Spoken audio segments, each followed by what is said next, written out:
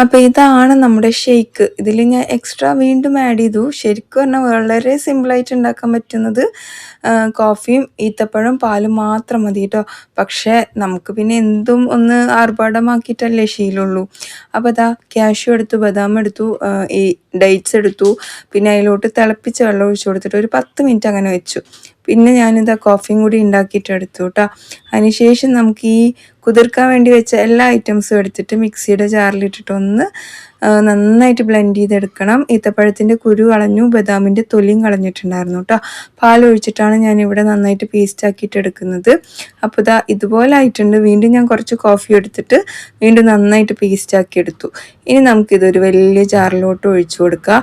ആദ്യം കോഫിയുടെ മിക്സ് ഒഴിച്ചു, പിന്നെ തണുത്ത പാലൊഴിച്ചു, പിന്നെ അടിച്ചു വെച്ച നമ്മുടെ ആ ഒരു ഷേക്ക് ഒഴിച്ചു. ഇടയ്ക്ക് ഇതുപോലെ കടിക്കാൻ വേണ്ടിയിട്ടാണ് ആപ്പിൾ ഒന്ന് ഗ്രേറ്റ് ചെയ്തതും ബദാമും കാഷ്യൂ ചോപ്പ് ചെയ്തതും ഇട്ട് കൊടുത്തത്. പിന്നെ ഏതൊരു ഹെൽത്തി ഫുഡും ഞാൻ അതിനെ ലാസ്റ്റ് കൊണ്ടുപോയി അൺഹെൽത്തി ആക്കാൻ വേണ്ടിയിട്ട് ഒരു സ്കൂപ്പ് ഐസ്ക്രീമും ചേർക്കുന്നത് എൻ്റെ ഒരു പതിവായി മാറിയിട്ടുണ്ട് അല്ലേ. അപ്പോൾ വേണമെന്നുള്ളവർക്ക് മാത്രം ചേർത്താൽ മതി, ഇല്ലെങ്കിൽ അങ്ങനെ മാത്രം കുടിക്കുക കേട്ടോ. പിന്നെ ഇത് ഐസ് ക്യൂബ് ഇട്ടു. നോമ്പ് തുറക്കാനായപ്പോൾ ഇതുപോലെ സെർവ് ചെയ്തിട്ട് എടുത്തു. നല്ല ഹെവിയാണ് കേട്ടോ. ഒരു ഗ്ലാസ് പോലും